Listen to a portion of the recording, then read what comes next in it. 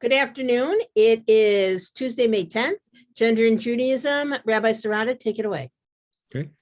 Well, welcome, everyone. Nice to be with you. And we're going to plunge into some of these issues about, how to deal with gender and language itself, and how to deal with Hebrew, which is we've talked about in the past, is like many other languages, is gendered, so that everything, every word takes on either a masculine or a feminine, plural, pronoun, verb, all of those things are gendered in Hebrew. So, and there are a lot of, there are a few different ways that people are trying to deal with this in the context of some of the things that we've been talking about the last few weeks about how to be inclusive. So I would say that this, I may have mentioned something about this a couple of weeks ago in here, but when I was in rabbinic school, we were thinking about how to include the mothers into that prayer called the Avot, right? There were a couple of different versions of it that were sort of circulating around. So there was one where we talked about the God of Abraham and Sarah, the God of Isaac and Rebecca, and then there was one that is somewhat more familiar. Where it was the God of Abraham, the God of Isaac, the God of Jacob, the God of Sarah, the God of Rebecca, the God of Leah, and the God of Rachel, right? And then the first fully adopted prayer book of the Reform movement to include this language actually within the text is the one we use now, the Mishkan Tefillah. And there was yet another version of this that was the one that was being used in Israel, which reversed Rachel and Leah, right? So that instead of Leah and Rachel, it was Rachel and Leah. And so when the Mishkan Tefillah was published, the decision was made to go with the way that Israelis who were doing Avot V'Ima'ot did it. So probably doing more to sort of codify one particular set of names, in a way of doing it than anybody else. But it sort of developed over decades, right? And a couple of things about it interest me, and one is that, to the best of my knowledge, nobody suggested that we start with Sarah. The God of Sarah, the God of, why not put the mothers first and then the fathers, right? I don't know. I don't recall anybody ever singing it that way. I certainly haven't seen published anyone who suggested that, why don't we do it the other way around, right? This already sort of suggests to me that we do have certain ideological blinders, even when we're trying to be inclusive, right? So the other thing that discussion that I usually have with teenagers up at summer camp is, what about the other mothers of Israel? Bilhah and Zilpah in particular. Jacob doesn't have just two wives, Rachel and Leah. He has four wives in the text. And we don't include Bilhah and Zilpah. And there are some arguments for and against, I would say. But it's interesting. Once again, I would suggest that it reveals something about us that we have chosen not to include them, right? So there are people who are trying to deal with this question of the Hebrew language. There's more than one system out there, and I'm going to show you a couple of different things related to that. And even among those who are trying to do this work, I think there are still some ideological issues, blinders there, right?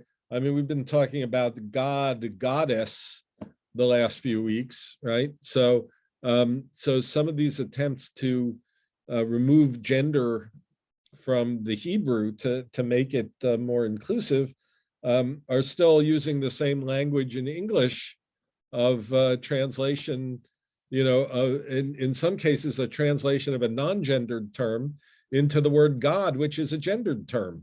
So so there's some peculiarities here that that we'll see as we go. I would say that I have not seen yet the sort of perfectly consistent version of this, and I'm not about to put my head into the ring and say I'm going to do it. It is very complicated. So, but it's interesting to see what some folks are doing. So let me show you a few things. This is a blessing for a baby naming, right? And one of the things to think about, so this is before we even get to the question of what do you say in Hebrew, right? It starts opening up these questions of, we have a certain prayer that we say for male babies and another prayer that we say for female babies. In a world where we're talking about gender on a spectrum, perhaps we need to start thinking about the fact that what we impose on the child from if not birth, then from the 8th day, already, is suggesting that we know better than the person knows their own self. So this is a prayer with a little bit of humility in it, I think. And then just to use a less charged sort of example. I mean, my youngest child had an IEP going through school, right? An individualized education plan. She has what is diagnosed as a learning difference, right? So one of the ways that I see that difference is in the way she does jigsaw puzzles. I do jigsaw puzzles one way, and she does them a completely different way that I can't begin to understand. Actually, I learned how to do jigsaw puzzles, I think, from my older siblings, right? You start with the outside, you build the edge, and then maybe you sort things into colors. And, that's my way. It's very systematic, works for me. My daughter spreads everything out in what looks to me like completely random order, and then she just puts the puzzle together from that. I mean, I can't even see what I'm looking at when I look at that table. She sees the whole picture. It's actually kind of extraordinary to me and she's quite good at it and very quick at assembling, 1,000-piece jigsaw puzzles. I can't do it as fast as she does. I can't see it the way she sees it. It's extraordinary. So it would not do me any good to say, no, first you have to build the outer edge and then divide it into colors. And that doesn't work for her, right? So there's no point in my imposing my style of doing jigsaw puzzles, right? Especially because her way works probably better than mine. She's certainly faster at it than I am. So anyway, that's sort of a personal note, but in a much less charged way. We are always learning from our children, so we have some humility for what the child goes through. So seeing that, can take a look at this blessing. First of all, interesting that the translators here chose to use this name for God, Hashem, which literally means the name. It is not, while it's nominally a masculine form, it's not sort of explicitly masculine, and when you translate it, the name, it is a euphemism, right, for the 4-letter name of God, the Yud He Vav He name of God that, according to our tradition, we don't pronounce or is unpronounceable, and therefore we substitute Hashem for Yud He Vav He, right? But it does have an interesting possibility in the sense of being non-gendered, right? So here's the prayer: Hashem, whose mysterious nature patterns our own, this day. What does that say? I'm sorry, This day we prayerfully call this child our child. Let the gender choices we make as we name our child be for the good. Let us seek to learn the truth about this child's gender from this child over time. And let us not force a gender identity upon this child based on these 8 brief days of acquaintanceship. Hashem, we have long awaited this child's arrival in our lives. Let the power of our love and anticipation guide us to teach and nurture our children in humility, to guide and steer them with strength and beneficent authority, and to hold an awareness that though their naked selves are entrusted to our care, much of their truth has yet to be revealed. And then a hatima, as we say in Hebrew, a closing to the blessing, Baruch Atah. And now here's the beginnings of some attempts at a non-gendered Hebrew. Baruch Atah Yadonai, a kind of I would argue sort of a nonsense word. And so they give you another possibility, Brucha At Yah, right? So kind of a blessed are you, goddess, creator and knower of mysteries, right?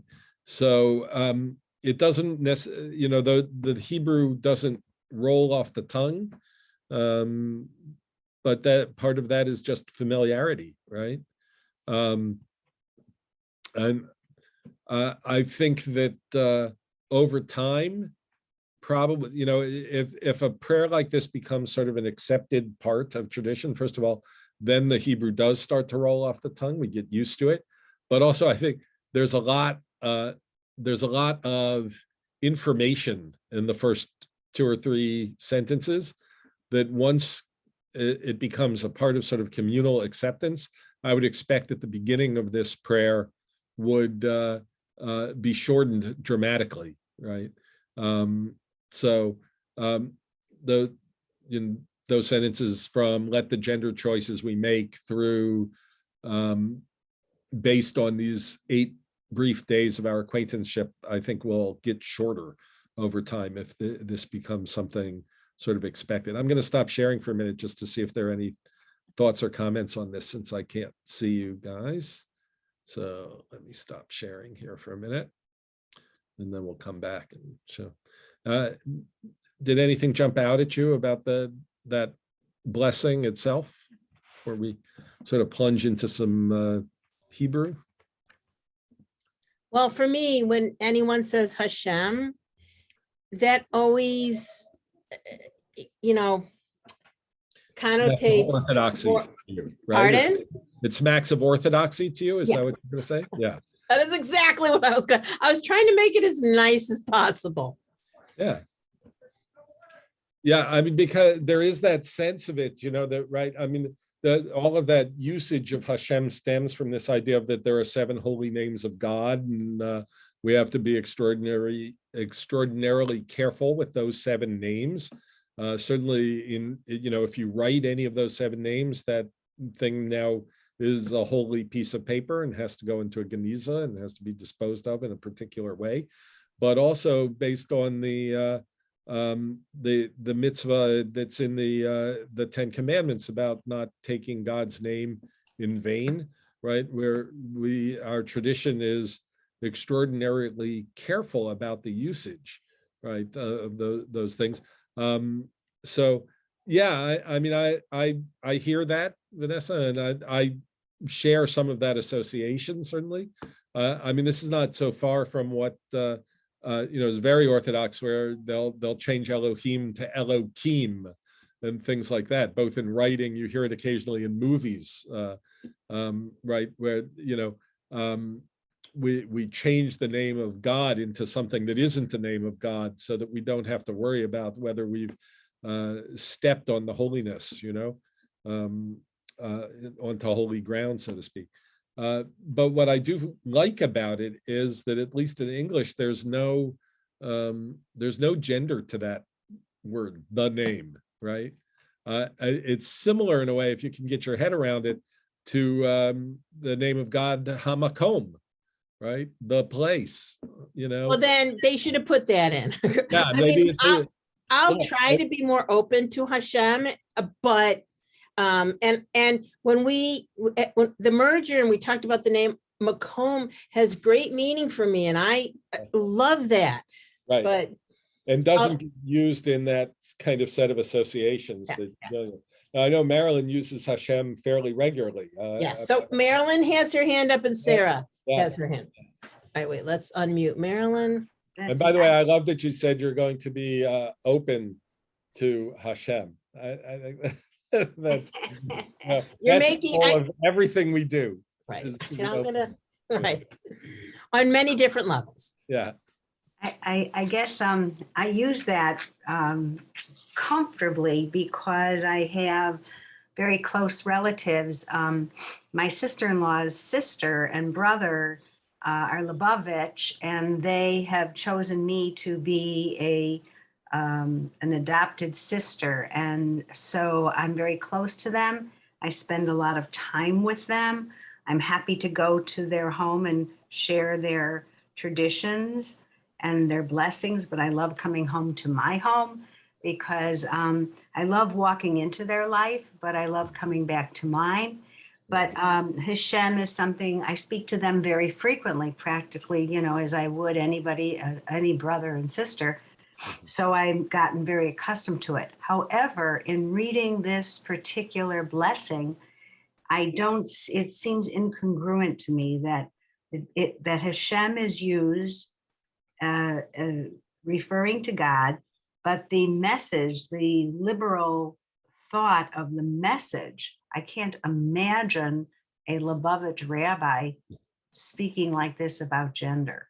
Right. So it's incoherent to me.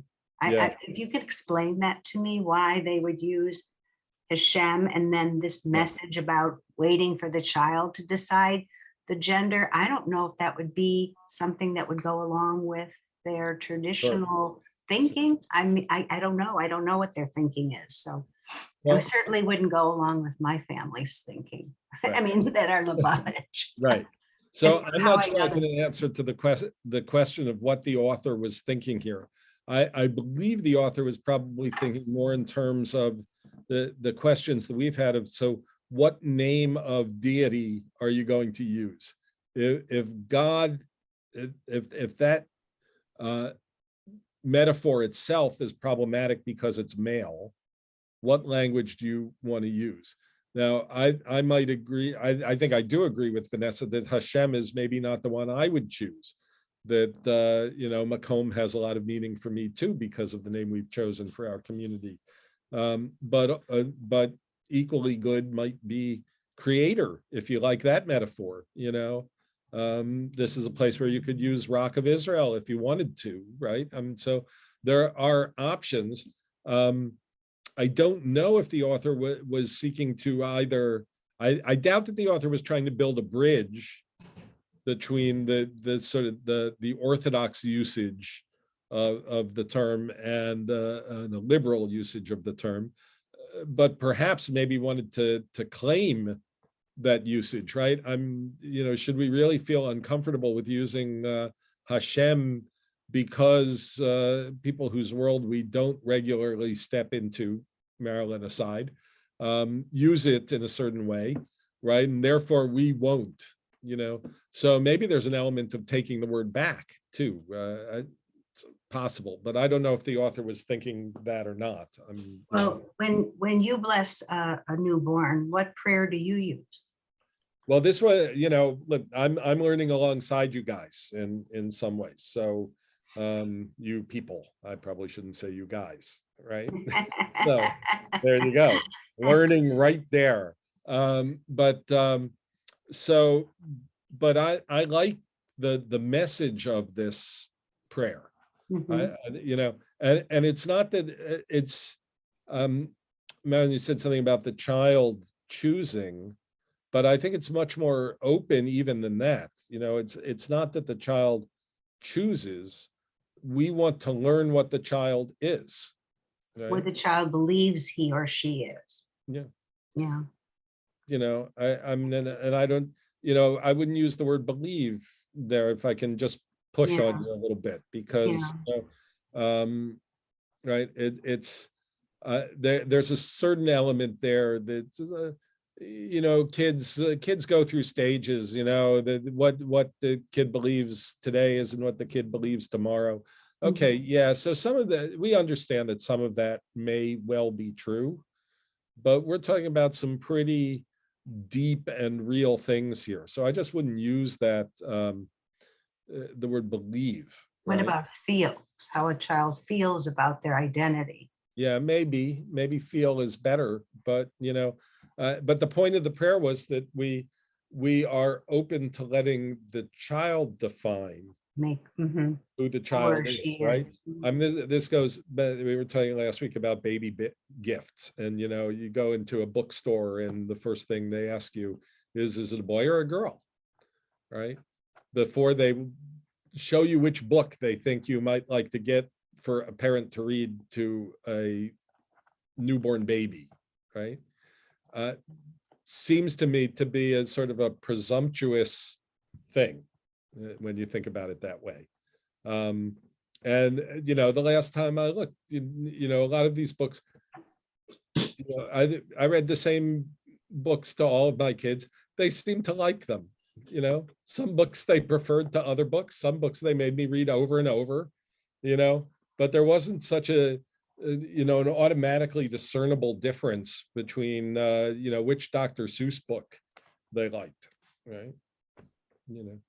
So anyway, I think, was it Sarah who was waiting, or Yeah, I just have a comment. I have a cousin in Israel who has 2 daughters, and they each had babies recently.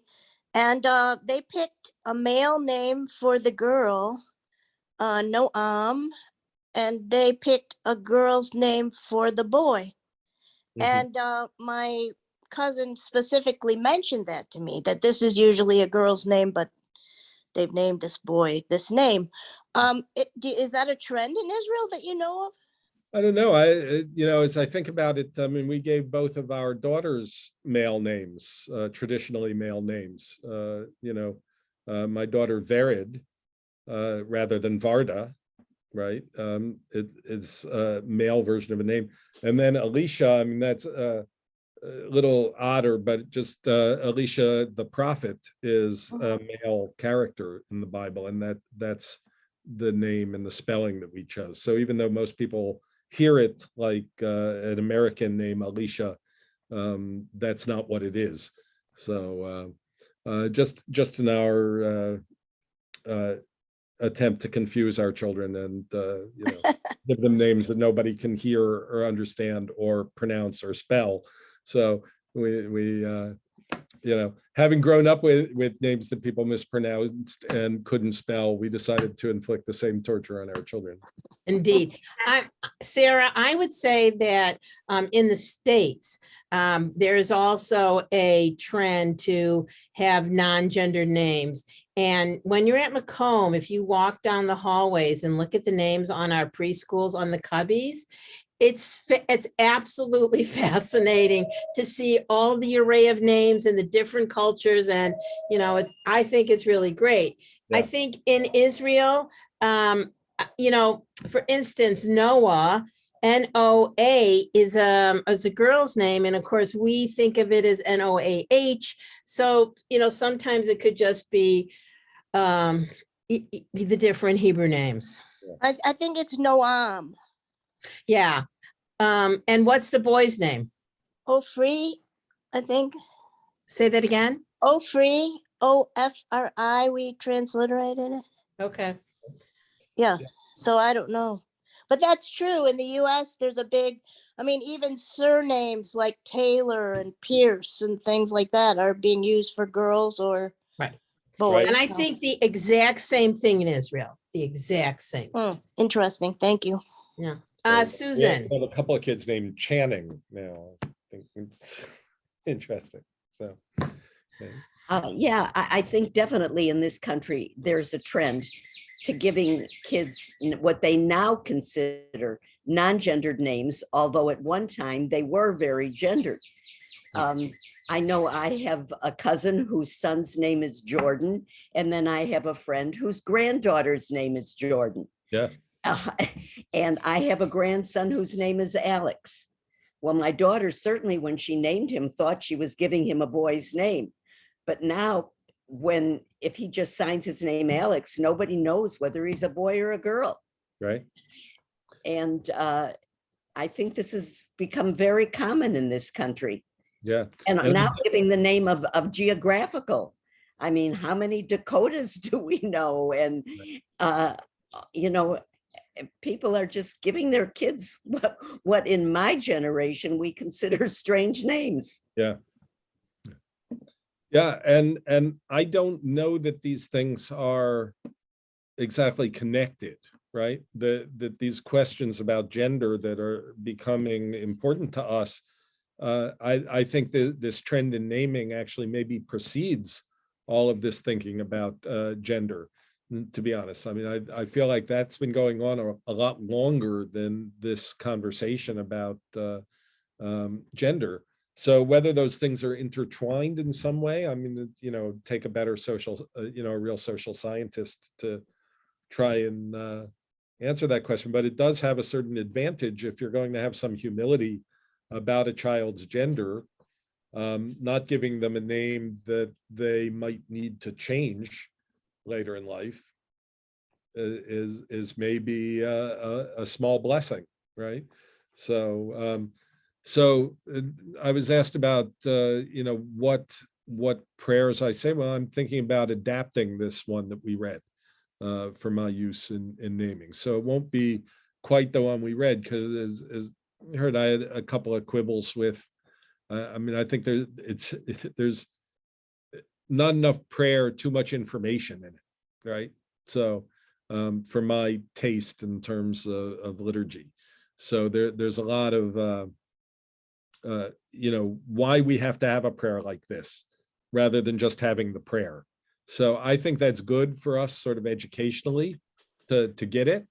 But then in terms of how I would actually use it at a naming on the Bima, I mean, I would change it some. But I think, you know, it got me thinking about, you know, how would I change that? What would I like it to be?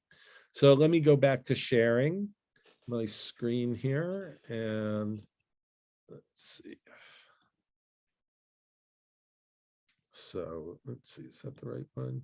So yeah. So there are several folks who have published non-binary grammatical Hebrew systems. So this comes from this organization that got started out in Boulder, Colorado, called Non-Binary Hebrew. So, and they have a website, and you can look at it if you like. So www.nonbinaryhebrew.com.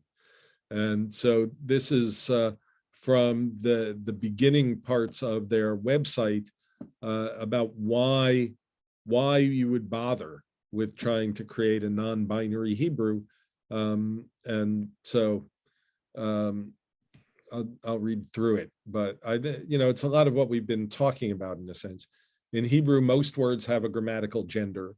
It's important to point out that this is a grammatical gender and may not map onto social gender, because for many people, giving objects such as a table a gender is not the same as understanding a person's gender. So, so that's something that we've talked about a few times when it comes to Hebrew, that actually fluent Hebrew speakers may not get hung up on some of the gender questions that that casual users of a Hebrew prayer book might get hung up on, right? But going on from there, this is for people who are non-binary, it can feel isolating and erasing to speak about themselves in Hebrew using a binary grammatical gender, and much innovation has occurred in terms of switching grammatical gender within a sentence in order to reflect the subject's non-binary self. And I think we talked about that a little bit. One of the ways that we've tried to, on occasion, particularly when we know we have a non-binary child having a bar mitzvah, when we say the prayer at the end, the three-part prayer from Torah, Yivarechecha Adonai v'yishmerecha, that's masculine. With girls, we sometimes Yevarech Adonai v'yishmarech, which is feminine. But when we have a child who's non-binary, we've tried to mix those, right? So that we have Yevarechecha Adonai v'yishmarech, right? So mixing sort of masculine and feminine, to try and get past some of the isolation and erasing that can come from choosing a particular side in the binary gender question, right? And then as this text goes on, however, this can become unwieldy and confusing. I can tell you firsthand, trying to remember what you're doing up on the bima when you've done it a certain way for so long is definitely unwieldy and confusing. Takes some time to get used to. And honestly, I'm not used to it yet, but and then of course, for those who are used to hearing it a particular way, hearing it differently can also be confusing, right? So in addition, when addressing a group of people with many genders represented, the Hebrew speaker must choose which grammatical gender to use for the group. The convention is to use the masculine as a default. Many women feel that this languaging erases them and reflects unfair power dynamics existing in the larger world that disproportionately empower men. So certainly we've talked about this as well. When, if you have a group of students in a room, one male and the rest female, you would still use the male plural, right, in that situation. And so that is the grammatical commonplace, and probably, while it might make sense to say, okay, well, whatever there's the most of, that's the pronoun we're going to use, that still can be erasing for people. And it's also, again, just falling into a binary kind of problem, right, where it's either male or female. So whether we use a female plural because the room is mostly female and has one male student, that's still just exchanging one binary for the other, right? So so for these reasons, and this is the conclusion of the thing, as such, using a third grammatical gender to address groups respects everyone's gender in the group. Furthermore, when talking about a person who is abstract or whose gender is unknown, the Hebrew speaker must choose a gender. A third grammatical gender can hold this uncertainty. So, so this is in a sense why our program has become the B mitzvah program, right? Our individual students, when we know who they are, may have a bar mitzvah or a bat mitzvah or a B mitzvah, whatever they and their families choose. But when we're talking in the abstract about the whole group, we talk about the B mitzvah program, right? And that hopefully means that we have not erased anybody and their identity, right? So. Marilyn. Yeah. Yeah. Rabbi, I just had a thought. The prayer that you had introduced us to is very rich, very meaningful in today's world. As we talked last week, Judaism not being static, and we can't just think about our ancestors, but we have to think about the world today. And I can see where you would be wanting to be flexible and current in, especially as we're spending time learning about gender, and we're all thinking about it and how it affects our lives. But on the 8th day, when you're performing a baby naming and it's a boy and you're doing circumcision, how does that play into that prayer? Yeah, that's an interesting question, and this is, part of the ongoing discussion about this, right? So, for instance, in the old days, of course, a boy's bris was on the 8th day, and a girl got named as kind of an afterthought, within the traditional community. If you had a girl, the dad went to Minyan and, maybe got an Aliyah, and, but there was no official thing as a Brit Bat, a ceremony to bring the daughter into the covenant, the way there is a covenant ceremony, the circumcision for boys. So this is another one of those areas where the question has been raised. So how do we make the bringing of a girl into the covenant just as relevant as the bringing of a boy into a covenant?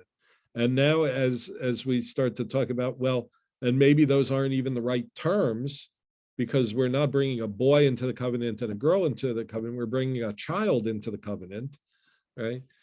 So how and when and what we should do, all of that is up for discussion, right? So there are some folks who said, well, to make a female child as relevant as a male child, we need to have the parallel ceremony on the 8th day, right? So no, because that's tradition. It's one of the few things that even supersedes Shabbat, right? Is a circumcision. So if a boy is born on a Saturday, his circumcision is on the following Shabbat, right? So it's one of the few things that supersedes the laws of Shabbat, right? So it's to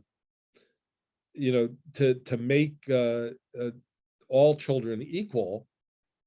One argument is we should have a naming on the 8th day, no matter what, right? Because that sanctifies both children equally. There were other, some feminist theologians and things like that. So, well, this 8-day ritual for boys is specific for boys. Maybe there should be a different ritual that's as important, but is more attuned with something related to women. And so there was a trend to do the naming for girls on the 30th day rather than the 8th day, tying this into the cycle of the moon, the menstrual cycle, right, to making it a sort of relevant and meaningful moment of existence. But again, now that we're talking about, okay, what we're really doing is bringing a child into the covenant, and we will learn over time who that child is, what, the simplest level, what their pronouns are, once they're old enough to express who they are. We have some questions about, so when do we do this blessing, right? So that this particular prayer book suggested that, the 8th day is the day everybody gets named on the 8th day. And, I'm sympathetic to that, but I'm also sympathetic to the other ideas. And, I've named people that never had a name, never had a naming ceremony. So we do it sometimes, when they're 12, right? So, so we'll have to take those things into consideration as we go forward thinking about that. But this particular suggestion was to do it all on the 8th day. Susan. Yeah, I find it perplexing that you mentioned that it's been suggested that they name girls on the 30th day because of the menstrual cycle, which to me, a baby is a baby and has nothing to do with the menstrual cycle. Right. And that just seems so incongruous to me. Yeah. That they would even think of that. Yeah, what can I say? Where it's most incongruous now is in this question of, that baby may be born with female sex, but that doesn't necessarily mean that you've got a female gender, right? So, so I'm not sure. I'm not sure if the feminist theologians who suggested this going back, to the 1970s, have changed their thinking on it. But it was just, two schools of thought, right? Is that the idea wasn't just that girls should have something that's an imitation of what boys have. Girls should have something that's authentically their own, right? And now I think the question we ask is, how does every child have something that is their own, right? Rather than conforming to a particular notion of gender, right? So I would say that we probably wouldn't stick to this 30-day thing, but I also don't know that I would stick to telling people you have to do it on the 8th day, right? And I would say younger rabbis are not that interested in circumcision. There's some real questions about circumcision in the Jewish community, particularly among my younger colleagues. I think, I understand where they're coming from. I'm not sure I can get my head around it yet, but we'll see how that plays out over time, right? I mean, it's sort of the history of circumcision in the Reform movement. It's kind of a fascinating thing if you think about it. I mean, here's the Reform movement in the 19th century doing away with everything that they considered to be ritual rather than ethics, right? And keeping circumcision. Okay, I mean, that's on some level, again, this is, we just have to deal with the fact that this is so deeply ingrained in the Jewish psyche for thousands of years that's what we're dealing with. And you might intellectually say, I'm not sure that's really necessary or such a good idea. And yet it still is powerfully a part of the Jewish community. So I'm none of us will probably be around enough generations to see where this all goes, but my younger colleagues are not as attached to it as I am. Let's put it that way, I guess. Maybe that was a poor choice of words.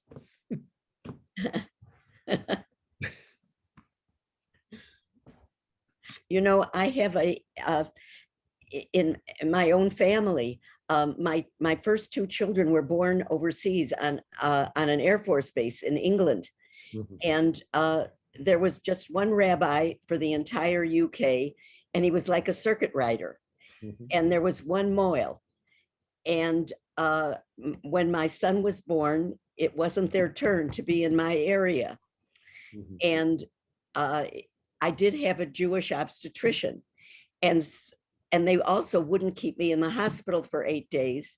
And it's a long story, and I won't make everybody listen to it. But at any rate, my son was circumcised, I think, when he was 4 days old. Yeah. And the rabbi who was there, he communicated with me and said, the important thing is that he's circumcised. Right. That's what's important. And as it turned out, when we came back to this country, my son was 2 years old. My daughter was 9 months old. And we belonged to a conservative synagogue in Aurora. And we had a naming ceremony for both of them at the same time on a Friday night in the temple. And I don't even remember what prayers the rabbi used, but that was how we got around doing all this. And I mean, it was totally different than anybody else I know.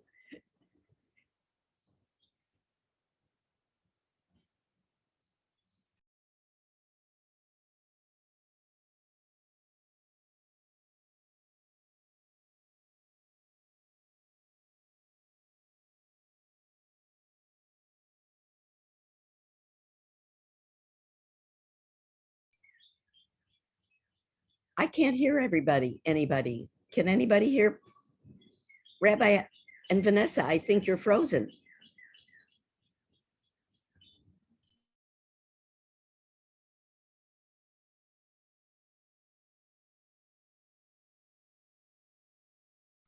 Susan, can you hear me?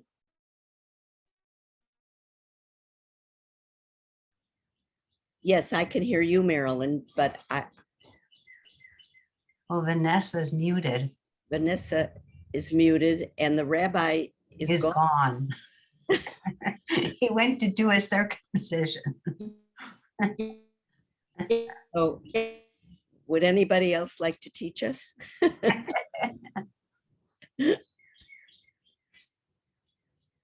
I was wondering about the medical, the science of medicine and circumcision. You know, they've learned so much about circumcision medically, about the importance of it for health reasons. Mhm. So I was going to ask the rabbi, what about that aspect? Yeah, Because I think that Jewish or non-Jewish, they circumcise boys. well, they certainly did years ago. I mean, all little boys were circumcised. Yeah, it wasn't a That's- matter I don't of think that's the case Jewish. anymore among the Gentile community, but I think it used to be. And it was for health reasons. For because- health reasons, Yeah, yeah. well, they thought, first of all, there was more venereal disease among uncircumcised men, among other infections. Right. Don't women that are married to men that are circumcised have less cervical cancer? Yes, I that think too. you're right. Yes, So I believe Yeah. it is the vast majority of young boys are circumcised today. I've known grown men who had to be circumcised when they converted to Judaism through marriage. And they had to go through that as adults. Were they reform? They had to be Yes. very orthodox, No, reform. because my Lubavitch family married people who were not, who converted, and they had to have circumcision as an adult. Oh, I could feel. Yeah, that. we had a friend that had to do that. But they were Lubavitch, but I can't No, this was imagine, reform. This I was can't- definitely reform. I can't imagine in the reform movement. This is different. This is a different track, but what I was thinking about while Rabbi was talking about gender was my Hebrew name, because I converted right around the time that my dad died. And so Rabbi Ike was like, well, what about your Hebrew name being your dad's name? Oh, But I wanted to gender it according to the gender that I identify as, which is female. So my Hebrew name is Yaakova, not Yaakov. But when it. I was not Jewish, back when I was Catholic, I went through confirmation in junior high, and I got to pick my confirmation name, and I chose Cosmos because at the time I was very interested in medicine and science, and that is the patron saint of doctors. And I think I was the only person who identified as female in my confirmation class who chose what is a traditional male name. And everyone thought it was weird. So I don't know. That's interesting. No, not to hijack this discussion, but just out of curiosity, does anybody else here, and I'm actually going somewhere with this, watch Bill Maher's show? Who show? Bill Maher on HBO on Friday nights? Well, he talks about how the Democratic Party and all the political correctness is basically alienating the middle class, especially the white middle class, the white male middle class from the party. And, you know, I might just suggest here that the reform movement existed because they were bringing modern sensibility to Judaism. I might suggest that some of this gender political correctness is going out of its way to alienate the majority of Reform Jews. Any comments on that? Yeah, that's an interesting point. I see where you're going with that, and I was a bit put off by that prayer that the rabbi just read, because I'm sorry, I don't have my picture up there, but I'm homesick, so I'm on my phone. Sarah. But anyway, yeah, it put me off a bit because, you know, yes, there are people that are going to be non-binary and the society is more accepting, but to say, I don't know what percentage of people that really is. And to change the whole liturgy, for what is probably a fairly small segment of the population, though I could be wrong about that, seems a pretty extreme position. Well, I think that, I'm sorry, go ahead, Elaine, I'm sorry. Elaine, you're muted. You have to unmute. Elaine, you're muted. Okay, am I unmuted now? Yes. Yeah. Okay, I think like so many things, we have gone way over to the other side. Yeah. And we are so aware of these children who really don't know. A 5-year-old or a 4-year-old doesn't know if they play with dolls, they play with GI Joes, they play with trucks. And we have gone so far that maybe, I don't know in my lifetime, but maybe people will get back to a normal way of thinking, and people will not be so offended. And so it's gotten to be so ridiculous. I mean, I have a granddaughter who is a teacher in a junior high, and they spend a great deal of their resources studying gender and the teachers so they can know how to talk to these children and do things. And I think sometimes we go overboard, and then 20 years later, it comes back to the middle. But that's what I think has happened now. I think that everything is this non-binary. I mean, it's like when they took down all of the statues in the South. It's history. We need to face up to who we are and what we are and deal with it. That's my thoughts. Elaine, I agree Yes. with you. And I think we also, not only who we are, but where we have been. Like you said, Yes. that is history. And to Yes. destroy it all, to me, doesn't make sense. I agree with you, Neil, that too. I think we've And if just a gone child wants to overboard dress in like a trying- boy when they're Oh, Vanessa's 4 back. and like a I think girl when Vanessa's they're back. 5, that's something else. Hello? Hi. Oh. Yeah, I am. I have 2 minutes. Hi. So we had a power outage here. Oh, wow. And so, Well, we've discussed it. We've solved everything since you're gone. Okay, good, great. Rabbi had to run to another something, so he will finish this next week. Remember, we're in person on Sunday. And with Lox and Bagels, Jill Winebanks, we can't record it. It'll be on Zoom. So come on down. And this week is my Macomb Women's Shabbat, which should be very interesting. And any other questions, you always know where to get a hold of me. It's great seeing everyone. Sorry about our power outages. Vanessa, is Rabbi Moffick there now? Maybe. Oh, okay, He's been in and out today. okay. Vanessa? Yeah. Due to the fact that I eat gluten and dairy free, and I'd like to come on Sunday, is it okay if I bring my own bagel? Absolutely. And you can, and I'm going to get, you can have double locks, Susan. No, I'm okay. Double lots. Thank you. Bye. Bye.